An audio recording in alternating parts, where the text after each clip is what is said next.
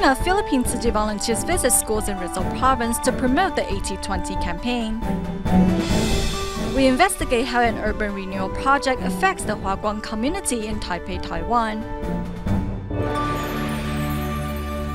Welcome to DaAi Headlines. I'm Helen Liao. Thank you for joining us.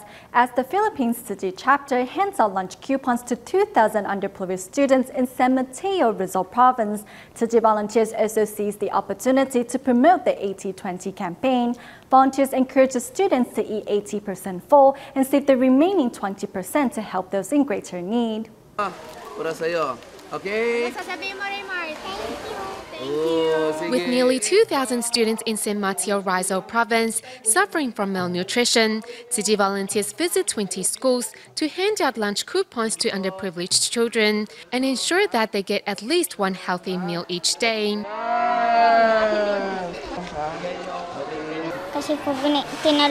I'm really glad Tzu Chi helps students like me. I will put the food voucher you gave me to good use. I want to go home and share it with my family. Inspire them to do good. Tawag natin dito recruitment sheet. The students here are able to empathize with the children in Africa through watching a video clip of their lives there and are inspired to donate a little of their love to those in greater need. I learned that those who are capable need to help those in need. My parents give me 5 pesos and a lunch box every day. I keep the lunch box and donate the 5 pesos to help others. It won't be a burden to me.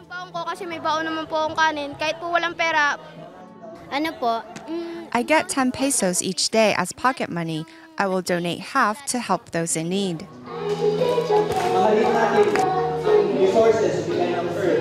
By doing one good deed each day, these youngsters are not only changing their lives, but also paying the life forward.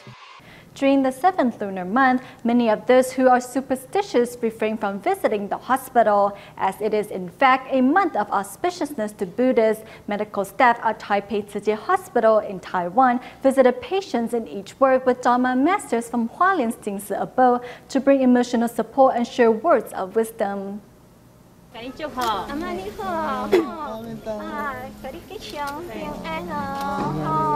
Receiving the auspicious charm from the Dharma masters of the Jingsi abode in Hualien, patients in the emergency ward find a sense of warmth and comfort.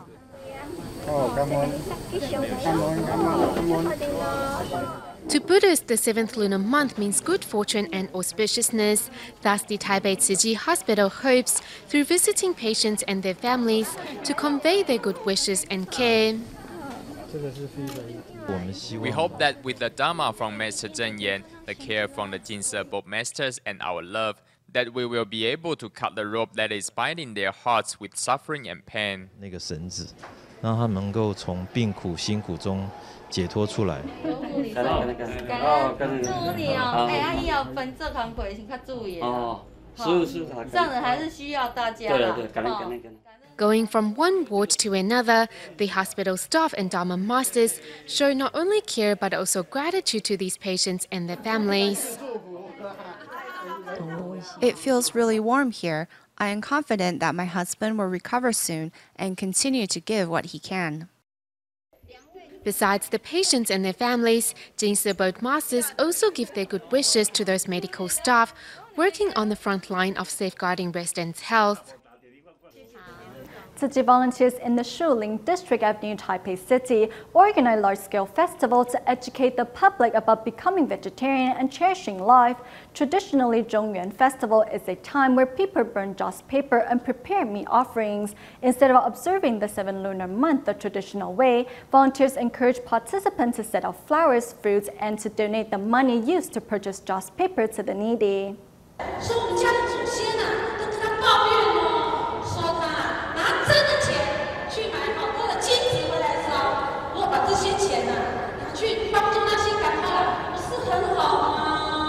Using theatrical performances to motivate locals to take the money used to purchase joss paper to help the needy instead has turned this practice into a new neighborhood tradition. One's value is not measured by the number of animal offerings, the number of dishes, and how much just money is burned. The Ghost Festival is a time of ancestor worship that calls for lavish feasts and offerings. This custom has been passed on for generations and has greatly damaged our environment. 中元祭拜呢，都会准备很多的祭品。 During the Zhongyuan festival, we usually prepare many offerings as well as just money. I think this has caused great harm to our environment. We do these things because we were taught to. However, if Tzu Chi volunteers teach us how to help protect the environment, I believe many people will find these small acts doable. Meanwhile, the Xizhi celebration drew crowds of over 200 residents. Performances were held at a local school to dispel myths, seeking to change old habits, ultimately instilling in locals a desire for peace and a heart teeming with gratefulness. Here in Taiwan, as members of the public observe the 7th lunar month, Tzu Chi volunteers too have begun to hold blessing ceremonies throughout the country. At the blessing ceremony in Tainan, they used a creative and light-hearted way to promote the correct manner to observe the 7th lunar month. Meanwhile, volunteers in Sanchong, New Taipei City, make final preparation for their upcoming blessing ceremony, while others take to the streets to invite local residents to take part. But first, let's join Tzu Chi volunteers in Zhonghe District at their blessing ceremony where they promoted vegetarianism through cooking. As these dishes make their way out of the kitchen, local residents can't wait to give them a try. At the blessing ceremony in Zhonghe District, Tzu Chi volunteers are promoting vegetarianism as a way to observe the 7th lunar month. This is seasoned with sesame paste. We want to change the public's perception that going meatless is difficult. The assortments of vegetarian dishes are all down to the kitchen volunteers' hard work. Tzu Chi volunteers also seize the opportunity to promote a healthy vegetarian diet. It's good for the planet and healthier too. Vegetarianism is good for our planet. Meanwhile, here in Sanchong, Tzu Chi volunteers are making final preparations for their upcoming blessing ceremony to ensure it will go off without a hitch. In the beginning, we didn't know how to connect the wires together, and Brother Zihui taught us. Now we try to do it ourselves.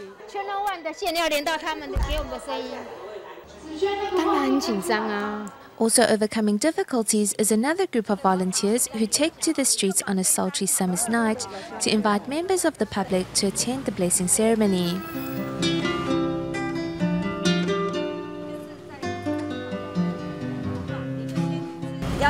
Call on your friends and family to come attend our blessing ceremony. Apart from praying for blessings, volunteers encourage members of the public to adopt vegetarianism as a way to cultivate blessings for themselves. It is hoped that with the right belief, the right mindfulness and right thinking, members of the public may come to observe the 7th lunar month in a joyous way. These puppets made out of discarded empty bottles have now been given a different flair. This is a very meaningful event. It's great. In a fun and light-hearted way, Tzu Chi volunteers share with participants the correct ways in which to observe the 7th lunar month, demonstrating that it's not difficult to revise old habits.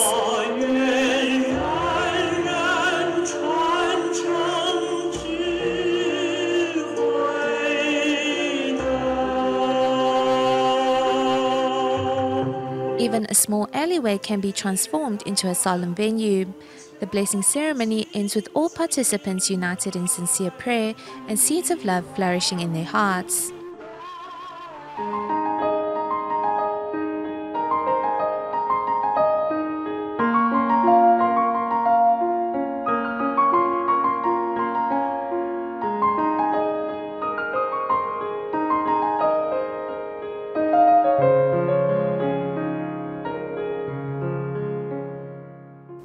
In our reports from the past few days, we discovered how Bitan Subdivision Bridge was nearly demolished as part of an urban renewal project. Today, we go to southern Taiwan to visit the Yunling Story House in Huwei Township, which was successfully transformed into a popular tourist site and advocates an educational value to local residents and tourists. Putting on Japanese clothes, the volunteer guide is ready to lead us to enjoy a little taste of the most cherished memory of old Taiwan. During the Japanese colonial era, the Japanese people were used to wearing the clocks. We want to recreate that lifestyle. Wooden clocks are comfortable. This Japanese-style residence used to be the office of the Hubei County Magistrate, which was supposed to have been demolished as part of an urban renewal project. Fortunately, in accordance with the program of historic architecture restoration, the residence was preserved and turned into a popular attraction for families, becoming a platform for storytelling. It's named Yunlin Story House. Here, volunteers also prepare some handmade props to draw visitors' attention. We will first tell the story with our props and later let the audience talk about their own Chinese zodiac. People all have their unique life stories, so we encourage them to practice telling theirs. Inside this residence, whatever you see or touch is full of a nostalgic flavor. Through origami, the traditional Japanese art of paper folding, the volunteers share their own life stories with their fellow volunteers. A few years ago, a non-profit organization recruited these volunteers to join in the ranks of the storytellers, making the Yunlin Story House possible. We welcome those who are willing to join us in storytelling. I always tell our volunteers that what they do is crucial to our next generation. Currently, the museum houses a variety of collections and serves as a venue for exhibitions and performances. It has become one of the most popular tourist sites here in Yunlin, and the storytelling volunteers also travel periodically to remote areas to read stories for local students. 喜不喜欢来这个地方？喜欢。为什么？因为这里有很多古迹。 The house was made of wood. There are tatami mats inside, and you can smell the aroma of the wood. Over the past 6 years, Yunlin Story House, Yunlin Puppet Museum, and Hubei Community Development Center have formed a cultural community which reminds the locals and tourists of their common memories of the old times. These historical buildings are now successfully transformed to serve educational purposes for the Taiwanese from across the island. Thanks to the collective effort of the local historical societies, scholars, and community residents, the house was saved from being demolished. It is now a most precious cultural asset that no monetary value will ever be able to replace. For many who live in the city, large oak trees are a rare sight, but those living near Huaguang community in Taipei can enjoy such sights without having to travel long distance. This community, with over a decade of history, is facing the end of its days. As Taiwan conducts urban renewal projects, trees are being cut down and houses flattened, leaving these residents with a sense of loss, not only their homes, but for the trees as well. This plum tree is the best. It's really pretty when the flowers bloom. Look at how pretty it is. In all of Taipei, mine is the best. In Taiwan's Huaguang community in Taipei City, Chen Jicai is known as Grandpa Plum, and he will talk proudly about his tree to whoever will listen. It's like taking care of a child. I have to take care of it and show it love. Chen has lived in this area for over 30 years. The tree and his house are all that he has left. This is over a decade. I pickled this myself, and there are no preservatives. Even the fruit that the plum tree formed are treasures to him. I have a lot of memories here. It's my hope, my life sustenance. It's all here. The Huaguang community has over a century of history, going back to the Japanese era in Taiwan. Now, with urban renewal projects going on, 690 households have been forced to move, with only 20-some households still holding on. The 140 trees that used to fill the community have been reduced to the 22 that the residents have managed to protect. In about another month, this community will be a thing of the past. Not knowing what else he can do to prevent it from happening, Chen displays pictures of the plum tree in its earlier glory to share with passers-by. I don't think I have the ability to protect my plum tree anymore.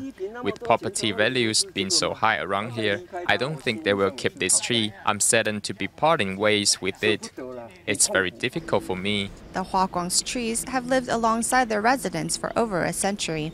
forming fond memories and good times. What I like about this area is that the walls all have these maidenhair ferns in them.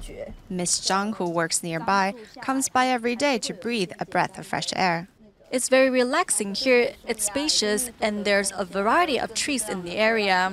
Knowing this area is soon to be flattened, Miss Zhang is here to try to protect the trees. This community is a place for city dwellers to go to. It's a place we don't have to travel long distance to get to for a getaway from the concrete jungle. Overall, it's a great treasure. In seeking quick expansions, Taiwan's developments remove natural environments and replace them with structures and buildings as a way to boost the economy. So many regions across the island have experienced the same problem as the Huaguang community.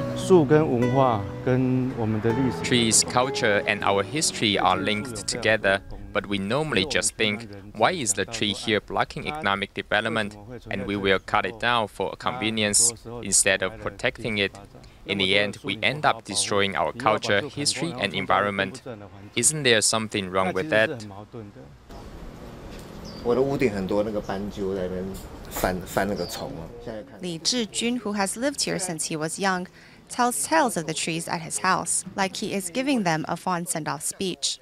It's like permanently saying goodbye to a friend. Only then do you realize how many memories there are here and how much joy they brought you. Human interactions are sustained in these cultural artifacts. These trees, full of wisdom and memory, were left by our ancestors for later generations to enjoy. But modern-day citizens have perhaps already forgotten their purpose as they pursue economic developments. On August 11, 1993, Tzu Chi established its first chapter in Malaysia. Since then, Tzu Chi's missions have expanded in the country, helping countless needy families. In our next report, we meet Taiwan Tzu Chi volunteer Ye Tzu-jing, who planted Tzu Chi's first seeds of love in Malaysia. On stage, Malaysia Tzu Chi volunteers move in sync with one another, representing their determination to shoulder Tzu Chi's responsibilities. 23 years ago, Taiwan Tzu Chi volunteer Ye Tzu-jing moved to Malaysia to develop her career. Over there, Ye exercises not only the spirit of Taiwan, but also that of Tzu Chi's humanistic values. Without Sister Ye, I don't think any of us would have got to know the Tzu Chi Foundation, which means that all of us would have missed the opportunity to be part of this big family. In 1989, at the request of her employer, Ye Tzu-jing arrived in Penang, Malaysia. Despite the unfamiliar environment and cultural differences, Ye insists on spreading Tzu Chi's philosophy far and wide. 淑美思简，他从台湾到马来西亚，他知道师父常常说，去取人的资源，用人的劳工。 你怎么可以不回馈给别人呢？他把这一些也常常放在心里，所以他要到马来西亚，就先下一个决心，要把自己的精神带出去。所以他在马来西亚一边呢开拓他的事业，那一边呢。 都是在耕耘慈济的这一块福地。Penang is a great cultivation ground because there are many impoverished residents. All of us need to work extra hard so we can inspire them to walk the Tzu Chi path. In 1991, Ye Tzu-jing and local volunteers began caring for Tzu Chi's first care recipient in Malaysia. In May of 1993, 18 local volunteers returned to Hualien, Taiwan, the birthplace of Tzu Chi. With the permission of Master Zheng Yan, the first liaison office in Malaysia was established. 马来西亚就是这，对我来说是很遥远，对你们来说是很近啦。但是对我来说呢，更是贴啦。好，这有形的是很远，无形的是很近，知道吗？虽然我不能去，可是我的心还会时时的这样的爱你们的，会。要好好的以菩萨心为心，救苦救难的心啊，好吧？观世音菩萨就让你们请回去啊，发挥闻声救苦。 20 years have passed, and the number of volunteers in Tzu Chi, Malaysia chapter has increased to 1,449, with 88 liaison offices across the country. To thank Malaysia Tzu Chi volunteers for their selfless dedication over the years, on July 14, 2012, the state of Penang awarded its highest civil honor to Master Zhen Yan. 马来西亚在槟城里啊，他们也跟慈济的 脚步跟得很紧哦。我们在台湾4大志业啊，他们呢也跟得紧。慈善他们做得真好耶。那慈善中呢，他们不离开医疗。我们现在已经有20年。 This year is the 20th anniversary of Tzu Chi Malaysia. Our next goal is to encourage more people to walk the Tzu Chi path. Although only 25% of the population in Malaysia are Chinese, the volunteers are vowed to continue their good work and spread Master Zhen Yan's Dharma far and wide in the years to come.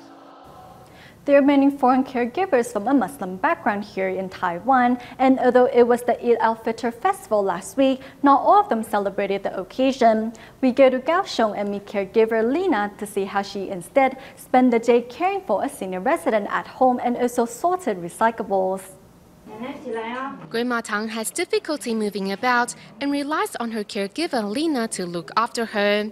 Besides recycling all the used syringes, Lina also sorts through the newspapers before taking them to a local recycling station. The volunteers at the recycling station will need to sort it through again. If we didn't categorize them properly, it would take them the whole day to get it done. It's not tiring, we just need to be mindful. Lina also categorizes all the rubbish at home and even uses the wastewater from the water dispenser to clean the bathroom. Though it was Eid al-Fitr a few days ago, Lina, who is a Muslim herself, chose not to celebrate the holiday. We celebrate the Chinese New Year here. I don't want to make a mess in the house just to mark one occasion. No one will be able to take care of Grandma if I go out. Instead of putting on a big celebration, Lina finds it more meaningful to spend the day sorting through all the recyclables at home. We stay in Taiwan at the end of the show to celebrate the 13th anniversary of the Darling Tzu Chi Hospital. Medical staff perform a silent song to encourage new staff members to join them in safeguarding patients' health. We'll leave you with these images. Thank you for watching DaAi Headlines. Goodbye.